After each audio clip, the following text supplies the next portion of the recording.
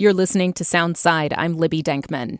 Every week, I sit down with another journalist to talk about the biggest news stories developing right now and how this affects the Pacific Northwest, we should say local news stories. And today on Front Page, one bucolic, slightly hippie, artsy island in the Puget Sound can't contain him. He's Paul Query. He's on the mainland. He's in studio with me. He's the editor and publisher at the Washington Observer. Paul, thanks for being here. Thanks for getting off the island for me. Oh, I'm happy to be with you.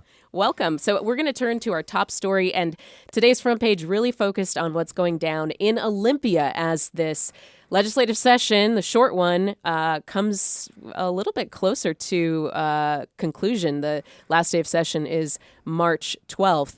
Coming up first...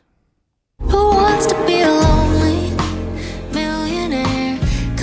Well, millionaires might feel a little lonely in Washington state right now because they don't have many friends in the state legislature. Democrats in the state house are wrestling with tweaks to the so-called millionaire's tax. That's the plan to tax every dollar of income over $1 million at 9.9%. But, Paul, Governor Ferguson said this week that the tax may have to wait until 2027. What happened here? What did the governor say? What's behind this? So this is part of the governor's pattern of kind of negotiating with the legislature by talking in public about what he wants, which is a little odd, but that's his tactic right now. And the governor and the legislature have been involved in this sort of tug of war since the beginning of the session about sort of what to do with the money. The governor's arguing for more tax relief in other parts of the tax system. And the legislature really started this idea with, we need the money to pay for government going forward. And, really this is kind of a question about how much to give back in tax relief and where. Does it fix the budget, this revenue, which is supposed to be $3.7 billion annually estimated? Does it fix those long-term issues with getting into the black for the budget for the legislature, or does it actually rebalance what the Democrats say is an extremely regressive tax code, and therefore more of that revenue goes back into the pockets of everyday people? Yeah, that's right. It's sort of tax fairness versus tax efficiency. And, the tax fairness side of it, sure, the tax system is very easy on the rich and very hard on the poor, but making it hard on the rich doesn't make it easy on the poor. And so the whole question of what to give back. And the governor's called for things like a sales tax holidays and a really big bump in the eligibility for the working families tax credit. And we haven't seen either of those things. There's a smaller bump to the tax credit in the Senate version. But the House Finance Committee amended its version of the bill, and the tax holiday was nowhere in sight. So, the governor is presumably not happy with what's going on. He's kind of been scolding the legislature for not doing enough, but then every time it comes back, it seems like that's falling on deaf ears with the House and the Senate so far. Yeah, and they've said that they think that the governor's demands are really just too much, that they'd essentially be giving back too much of the $3.5 billion a year in revenue that the tax would create, and they'd be back, sort of at square one in a few years when the growth of state government kind of chews through that additional revenue. So Ferguson said in an email to political donors and supporters, I'm committed to making sure we get this right, even if that means coming back next year to finish the bill in a longer session. Okay, next year, I'm looking at my calendar, Paul Query of the Washington Observer. This year is 2026. Next year would be 2027. What would it mean to bring this idea of the millionaire's tax that Democrats really, really want to pass and then defend back to 2027 instead of passing it this year? Well, one of the reasons that this is happening this year is that there may not ever be a better year politically to get this done. You have big Democratic majorities in both the House and Senate, and this tax is inevitably going to be forced to the ballot via ballot initiative for a repeal vote. And this year is the second Trump midterm, and that figures to be a great year to defend such a tax. The last Trump midterm in 2018 was a bloodbath for Republicans. And, there's real hope that this year's midterms will drive progressive voters to the polls and they'll support the tax. If you pushed it to 2027, now you're in an odd year election with very low turnout, and that might well, really advantage, kind of the tax-averse conservative super voters who turn out to vote in every election and pretty much always vote no on anything that would raise their taxes. The idea of this going to the ballot is basically assured. It's also going to have a legal challenge because the conservatives will argue that this runs afoul of the uniformity clause in the state constitution. The question over whether income is property has been ruled on in the past by judges in our state, and they've said it is property, and therefore you can't have a tax, differently tax different types of income. Is there any doubt at this point that the Democrats in this legislative session this year will get this across the finish line, Paul? I'd frankly be really surprised to see it run aground at this point. The Senate's already taken the vote, so those senators are already exposed to the extent that this is a bad vote politically. And there are a lot of people in the House who want to take this vote, actively want to. If you represent a progressive Seattle district, your voters probably want you to do this. There are many lawmakers who feel very strongly about the reforming the tax system, and then there are lots of other lawmakers who have big and ambitious and expensive ideas for the future, and they're looking for money to pay for those ideas. So I don't, at this point, from the legislature's perspective, see the downside of going this year. I mean, sure, the governor could theoretically veto it, and because it's money for the future as opposed to money for the present, in theory, that would kick it to the next year rather than prompt a special session this year and get to what Ferguson says he's looking for, which is some more deliberative process. But frankly, I don't see it. I mean, if we think back to last year, the governor really dangled the idea of a bipartisan, no new taxes budget. And the legislature... How did that work out? It just did not work out for him at all. The legislature did not go there. He wound up meekly signing one of the largest tax increases in the history of the state. So I don't, frankly, see the legislature buckling on this. Before we move on from the millionaire's tax and how it's shaping up, obviously, again, Republicans hate this idea. They are working hard to convince folks that this is going to eventually hit the pocketbooks of everyday Washingtonians, not just people who make over $1 million a year. They say it's unconstitutional, all of these arguments. So the Senate passed its version, as you mentioned. There was what was perceived as kind of a bone thrown to larger businesses. This was the B&O tax surcharge that would sunset earlier than planned. Now the House has stripped that out. And I guess if you can kind of translate that into everyday non-Olympia brain English, it seems like the House is making this less friendly to big business. And so what could happen here, Paul? What's your read on that? Well, I think I straight up called that provision a bribe for big business to keep them out of the repeal initiative. And if you think about, if you went really big, hired the mercenaries to scorch the earth and repeal an income tax, that might cost you $30 million. So that B&O tax sunset is worth $500 million. Wow. So there's a real, kind of cost incentive to do that. And if I were the legislature, I would not want to pass that provision in the tax bill unless I had some assurances from the Microsofts and the Amazons and the other potential funders of such an initiative that they'd be on the sidelines. So Brad Smith kind of winding up the machine to fight this, or what do you think? Well, there was a lot of saber rattling last year from Microsoft and allies, which was mostly about the head tax, the idea that there'd be a statewide version of Seattle's Jumpstart tax. But, they're not happy about these ideas. They're not happy about the B&O tax from last year. Will they go big? It's hard to know. I mean, there's definitely a PR campaign happening. The Wall Street Journal has been sort of editorializing on this, and certainly there's the sense that if, the big corporate players in Washington were to go to the ballot and roll this back, and sort of school the legislature about this, there'd be a lot of golf clapping on Wall Street about that. Golf clapping. Okay, we're going to get to another type of game, and it's one that we've just made up. It is called... Oh, it's alive! It's alive! It's alive! It's alive! We are calling it Dead or Alive Olympia Edition. First up, we're going to go with Alive, the ice masks bill. That's my name for it. It's actually substitute Senate Bill 5855. That is a piece of legislation that would ban law enforcement officers from wearing non-transparent face coverings while performing their duties. And it has some exceptions like for undercover work. So the House passed its version yesterday with some changes.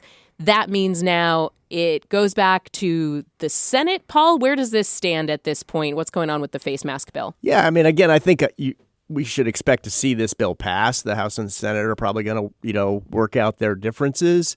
I mean, this is, in my mind, a sort of largely symbolic bill. I mean, one of the lessons of Minneapolis is that the locals don't have much luck telling ICE what to do. So this turned into kind of a debate about whether this would apply to local law enforcement in Washington. And the minority Republicans in the House, stretched debate out for many hours yesterday with a series of amendments, trying to carve that out. Yeah, I would expect that bill to keep going. I mean, it's very much a sort of a priority of the progressive left in the legislature, and so yeah, I think that one's happening. It's alive and kicking. Federal judge, I should note, last month blocked California's new law that bans face coverings, but the justification for that block was that the law specifically puts limits on federal law enforcement officers, so it became a discrimination issue. And so the expectation is that ruling, that precedent wouldn't have an effect on this law, which covers all law enforcement in Washington. Okay, that was our version of Alive. And now...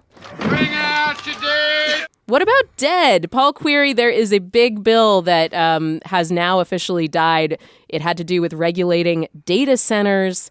What's going on with that? So that bill was designed to get at the, sort of gargantuan amounts of electrical power and water that these data centers use, and to sort of try and put some sideboards around that to keep the data centers from sucking up all the juice and all the water at the expense of regular consumers. And there was kind of a lot of diverse opposition to that bill from public utilities districts and from port districts and from communities that host these data centers and might want to host these data centers. And also there was a sense that there are substantial existing protections against this kind of thing. If you were, for example, to go to Puget Sound Energy and say we need a gigawatt of power for our data center, like that has to go through this sort of elaborate process with the state regulators to get approved. And the question of whether it would come at ratepayers' expense is very much open. And then at the sort of local PUD level, which you see in other communities, those PUDs are governed by local elected commissioners who tend to be very sensitive to the retail power rates that their voters pay. But I mean, undoubtedly, huge win for big tech. Oh, I definitely. I mean, Yeah. it would have really imposed a layer of state regulation on big tech's relationship with power providers and with local communities and so on and so forth. And yeah, I mean, that's for the most part, big business isn't all that excited about the state, inserting itself into its business. You expect to see it come back? I do expect it to see it come back. That was a priority for the chairs of both the House and the Senate Environment Committees. The Senate Environment Chair isn't running for re-election, but the House Environment Chair will be back next year, and I'd expect to see her take another swing at it. All right. That's the voice of Paul Query, the publisher and editor of the Washington Observer. We are running through stories on Front Page today, all relating to Olympia. And this next one is a little tough. It was a very embarrassing moment for House Majority Leader Joe Fitzgibbon that was caught on camera last week during a House Appropriations Committee hearing on the budget. I'm just going to play just a little bit of this. Representative Fitzgibbon. Thank you, Mr. Chair. So I really want to thank you for your work on this budget. And I also want to say, I want to thank the members of the minority party for their amendments on this budget. Okay, so Joe Fitzgibbon has admitted that he was intoxicated. He went on for quite a long time. He's a little less than sharp. Some people have said he was slurring. I don't know if it's like a full slur, but he definitely seemed like something was going on. There was questions. This video had gone around on social media, and the next day he admitted that he was intoxicated during that hearing. He said in a statement, "I deeply regret and apologize for the fact that I consumed alcohol before the work of the Appropriations Committee was completed on Wednesday, and the result was obvious. It was a serious mistake." I'm paraphrasing here. "It's harmful to my work, my coworkers. This was a painful and embarrassing lesson, one I won't forget, and I will not put myself and others in this situation again in the future. Again, I apologize." The reason I bring this up, Paul, is I think it kind of started a bigger conversation about drinking culture in Olympia and drinking culture around the Washington legislature especially. What were your reflections on the role of alcohol, sort of in light of what happened there with Joe Fitzgibbon? First off, I should say this was pretty uncharacteristic for Joe Fitzgibbon, who represents Vashon Island, where I live, and is generally regarded as one of the kind of sharpest people in the legislature. But I do think that it highlights a sort of interesting kind of juxtaposition in the legislature. On the one hand, you have what's called the sobriety caucus. There are a lot of lawmakers who don't drink at all and are very opposed to alcohol use and any change in state law that makes it easier to get alcohol. But on the other hand, there are a lot of people there, and it's a high pressure environment. And especially toward the end of the session, there's not a lot for the rank and file lawmakers to do. And I've been covering Olympia since the early 2000s. And I can remember, actually seeing whiskey bottles on the floor in the back of the chamber at the end of the session. And, certainly, there's some degree of, they frequently break for long caucuses, and I think people slip out of the caucuses, and you might find them in some of Olympia's watering holes during that period. And, sure. I think at this stage, a lot of those lawmakers know how they're going to vote on everything, and they're kind of marking time. And so who knows what's in all those Yeti cups. I have to say that when I worked in D.C., it was a brief stint, but when I was there, Capitol Hill was just an extremely hard drinking culture to be around. A lot of business gets done over cocktails. Lobbyists are always providing, a beer and wine, an open bar for different events. And it is the lubricant of a lot of socializing and deal making. That makes it sound more nefarious maybe than, I'm meaning to have it sound. It's not like, really super important, legislation is like written while people are intoxicated. But the kind of meeting and face-to-face socializing that does power a lot of lawmaking is done over cocktails, right? Yes, that's absolutely 100% true. Is that a problem, do you think? It depends on your state, on your point of view. There are folks who, there was a lot of sort of moralizing surrounding that story around Fitzgibbon about how if he were a normal employee of a business, he would have been summarily fired, and that's true in a lot of cases, or at least would have been, forced into some kind of treatment, or would have had some kind of disciplinary action. But you're not wrong at all about the culture and the sort of boozy kind of negotiating aspect of that, which is maybe a little bit overplayed, in today's world compared to years and years ago.